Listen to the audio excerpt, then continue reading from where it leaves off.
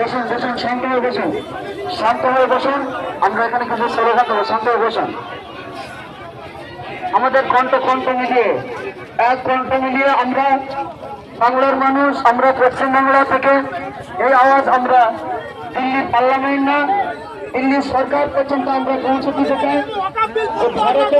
এমন মিছিল প্রতিবার চলবে, এমন কিন্তু বার্তা দিচ্ছে সাধারণ মানুষ।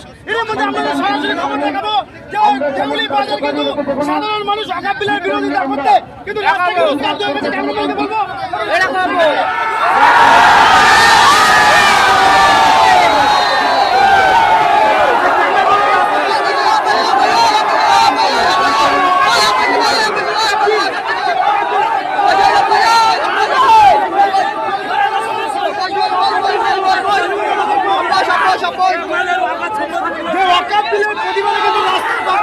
এবং কলকাতার রাস্তা কি হতে চলেছে এটা কি বলবে?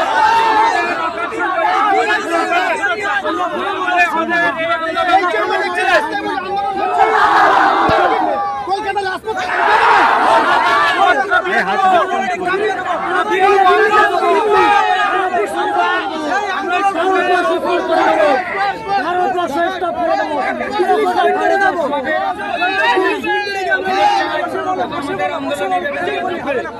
যতদিন না আমাদের আন্দোলন জারি থাকবে, আমাদের অকাল সম্পত্তি যতদিন না বুঝিয়ে দেবে, আমাদের ততদিন আন্দোলন জারি থাকবে। এরকম কলকাতা